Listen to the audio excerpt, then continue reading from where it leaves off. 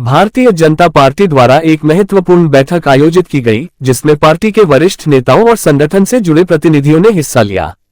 बैठक का मुख्य उद्देश्य प्रधानमंत्री नरेंद्र मोदी के आह्वान पर भाजपा के सदस्यता अभियान को बढ़ावा देने और सरकार की जनकल्याणकारी योजनाओं को घर घर तक पहुंचाने की रणनीति पर चर्चा करना था। बैठक में बिहार सरकार के मंत्री प्रेम कुमार, प्रदेश महामंत्री मिथिलेश तिवारी, प्रदेश कार्यकारिणी सदस्य बंटी यादव, महापौर डॉक्टर वसुंधरा लाल, भाजपा नेत्री डॉक्टर प्रीति शेखर सहित अन्य वरिष्ठ नेता शामिल थे। बैठक के बाद पत्रकारों से बातचीत करते हुए बिहार सरकार के मंत्री प्रेम कुमार ने बताया कि पार्टी का फोकस प्रधानमंत्री के संदेश को जन जन तक पहुंचाने और भाजपा सरकार की योजनाओं का अधिकतम लाभ लोगों तक पहुंचाने पर है। जनता पार्टी का संगठन महापर्व शुरू हुआ है। पूरे देश के स्तर पर फिर से एक बार जो हमारे सदस्य हैं देश के अंदर में, उनको रिन्यूअल कराया जा रहा है। देश के माननीय प्रधानमंत्री भाई मोदी जी के द्वारा 2 तारीख को सदस्यता अभियान की शुरुआत की, सदस्यता ग्रहण किया है करके, और एक कार्यक्रम पूरे बिहार में शुरू हो गया है। देश के स्तर पर चल रहा है करके है। ये भारतीय जनता पार्टी का संगठन महापर्व जा करके है। इसके तहत हम गांव-गांव जाएंगे, घर घर जाएंगे, समाज के सभी वर्गों को जोड़ने का काम करेंगे। और भारतीय जनता पार्टी जो वर्तमान में सदस्य थे, अब सदस्य रहे नए सिरे से सबका एक नवीनीकरण कराने का काम किया जाएगा। और जैसा आप जानते हैं, आज दुनिया की सबसे बड़ी पार्टी भारतीय जनता पार्टी जाकर के। अमर शहीद जगदेव बाबू की शहादत दिवस 05 सितंबर की पूर्व संध्या पर डॉक्टर सतीश कुमार के दृष्टि आई हॉस्पिटल मशाकचक में एक प्रेस वार्ता का आयोजन किया गया। विदित हो कि बिहार के अमर शहीद जगदेव बाबू का 05 सितंबर 1974 को शहादत हुई थी। जगदेव बाबू पिछड़े दलितों के मसीहा थे। उनका नारा आज भी प्रासंगिक है। उनका जो नारा है वह सरल है, 100 में 90 शोषित है, 90 भाग हमारा है। अमर शहीद जगदेव बाबू आर्थिक क्रांति से पहले सामाजिक क्रांति के पक्षकार रहे हैं, इसलिए उन्हें बिहार का लेनिन कहा जाता रहा है। अमर शहीद जगदेव बाबू की शहादत को नमन करने हेतु कल यानी 05 सितंबर 2024 को एक कार्यक्रम का आयोजन भागलपुर के सभी कुशवाहा संगठनों में कुशवाहा की गरिमा, कुशवाहा कल्याण परिषद, सम्राट अशोक जागृति मंच की ओर से किया जा रहा है। ये कार्यक्रम भागलपुर में जवारीपुर के एक स्थानीय विवाह हॉल में आयोजित किया जाएगा। कल दिनांक 5 सितंबर को अमर शहीद जगदेव बाबू का 50वां शहादत दिवस है। आज जगदेव बाबू का 50वां शहादत दिवस मनाना क्यों प्रासंगिक है, यह जानने की बहुत जरूरत है। जगदेव बाबू का कहना था 100 में 90 शोषित है, और दूसरा नारा उनका सबसे बड़ा था कि इज्जत के साथ हमें रोटी मिलनी चाहिए। हमें जो भी है वो इज्जत के साथ मिलना चाहिए। वैसी स्थिति में हम देख रहे हैं कि आज संविधान के लागू हुए 76 साल हो गए हैं, मगर आज भी जो संविधान परक आरक्षण है या और भी जो सुविधा है उनका हनन किया जा रहा है। कल दिनांक 5 सितंबर 2024 दिन गुरुवार समय 11 से 4 के बीच में वृंदावन हॉल जवारीपुर तिलकामांझी भागलपुर में हम लोग एक जगदेव बाबू का शहादत दिवस पे श्रद्धांजलि सभा, इसके साथ साथ हम लोग एक कुशवाहा मिलन समारोह का आयोजन कर रहे हैं। समय है 11 से 4 के बीच में। हम लोग का मेन उद्देश्य यही है, हमको जैसा लगता है कि हमारा समाज बिखरा हुआ है।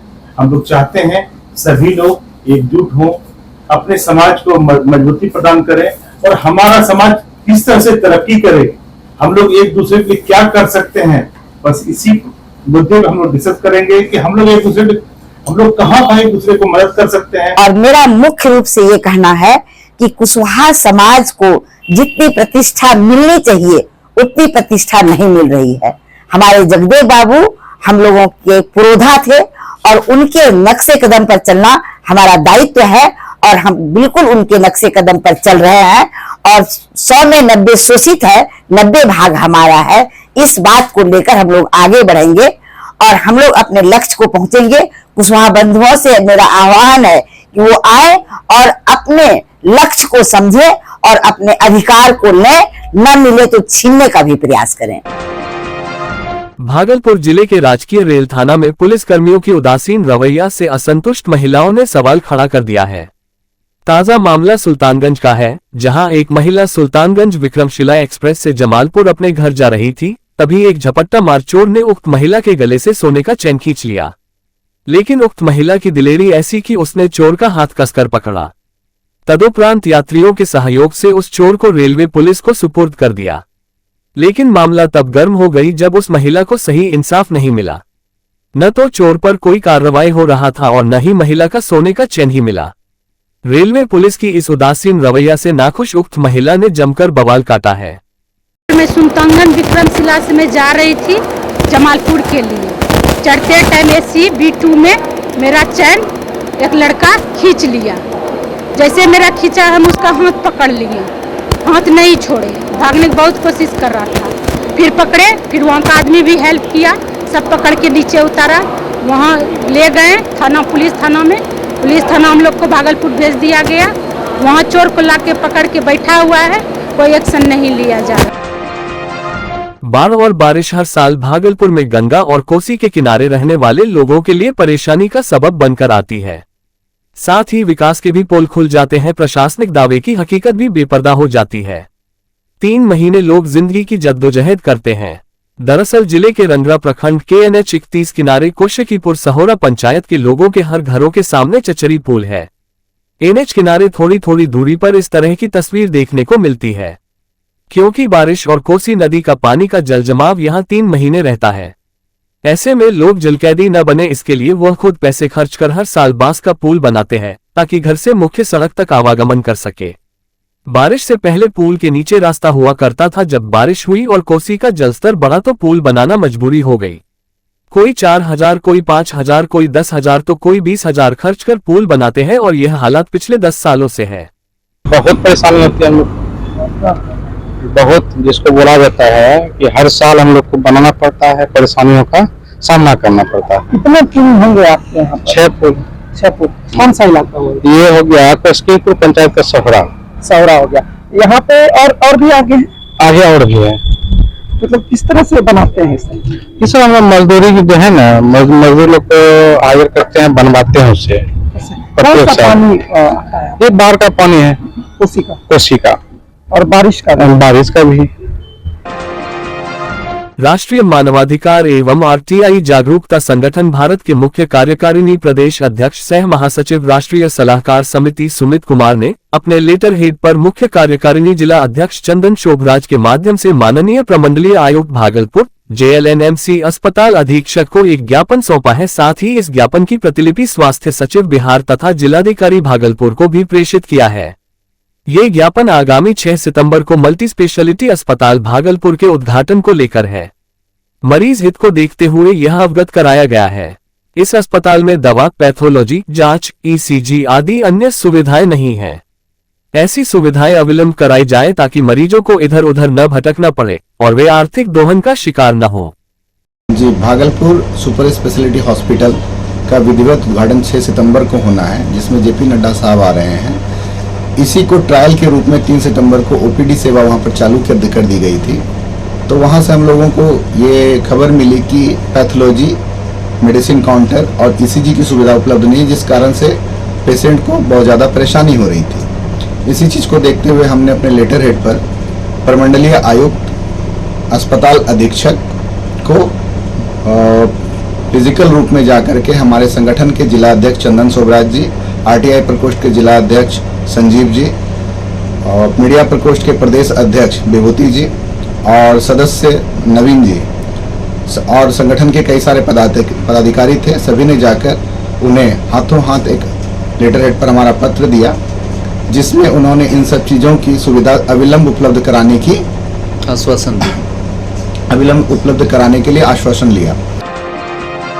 संपूर्ण बिहार में पूर्ण रूप से शराबबंदी कानून लागू है, पर आज एक शराबी ने आत्महत्या कर ली है। यह मामला कहलगांव थाना क्षेत्र के सुकुमारी पहाड़ की है, जहां मधुबनी जिले के वासी एक मजदूर ने अपनी पत्नी ममता देवी से शराब पीने के लिए पैसा मांगा। बेचारी दूसरे के घरों में बर्तन बासन कर किसी तरह से 5 बच्चों का भरण पोषण करती है। वह भला शराबी पति को पैसे कहां से दे सकती थी। उस शराबी पति ने घर का चावल बेचा और रस्सी से झूल गया। अब आप भली भांति समझ गए होंगे कि बिहार में कैसी शराबबंदी है। अब वह शराबी पति संजय सिंह इस दुनिया में नहीं रहा। झगड़ा झांटी करता था, बहुत बरोबर ही मारता पीटता था। घर में रहने नहीं देता था, बच्चे लोग को भी मारता था। जहाँ काम करने जाते वहाँ भी जाता था झगड़ा करने दारू पी के। बोलता था हमको पैसा दो लाके, कहाँ से देंगे बार बार पैसा लाके। इसीलिए घर का चावल बेच के दारू पी के आत्महत्या किया। घर में हमारा बच्चा 4 दिन से खाना नहीं खाया है, क्या करेंगे। भागलपुर के समाहरणालय स्थित कचहरी चौक पर एक अजीबोगरीब घटना सामने आई है। एक महिला अपने 2 बच्चों के साथ बीच सड़क पर बैठ गई, जिसमें एक बच्चे तो दूध मुहा बच्चा है। महिला मनीषा कुमारी अपनी मांगों को लेकर जमकर जिलाधिकारी के विरोध में नारेबाजी करने लगी। इतना ही नहीं, देखते ही देखते ट्रैफिक पुलिस के साथ साथ स्थानीय पुलिस भी घटनास्थल पर पहुंची। महिला का कहना था कि हमें कोई रोजगार नहीं है, मैं जिलाधिकारी के पास लोन लेने की फरियाद लगाने आई थी, लेकिन महीनों से चक्कर काट रही हूं, मेरी सुनवाई नहीं हो रही है। अब मैं यहीं पर बीच चौराहे पर आत्मदाह कर लूंगी। इतना ही नहीं, महिला ने सदर अस्पताल के रवैया की भी पोल खोल दी। उन्होंने कहा मेरी जब नॉर्मल डिलीवरी होने वाली थी तब जबरन बड़ा ऑपरेशन कर दिया गया। गौरतलब हो कि महिला मनीषा कुमारी का पति मुकेश कुमार किसी तरह रिक्शा चलाकर अपने परिवार का भरण पोषण करता है। महिला के बीच चौक पर बैठ जाने से सड़कों पर जाम लगने लगा। कुछ देर बाद महिला व पुरुष पुलिस बल ने मिलकर उसे किसी तरह समझा बुझाकर चौक पर से हटाया, फिर आवाजाही शुरू हुई।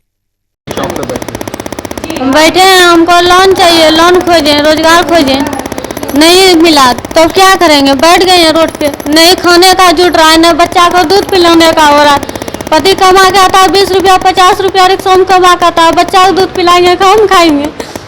पति क्या करता है? रिक्शा चलाता है। हाँ, अभी रिक्शा चलाता है, दुकान में कोई नहीं रखता है, ये कौन से विकलांग है जो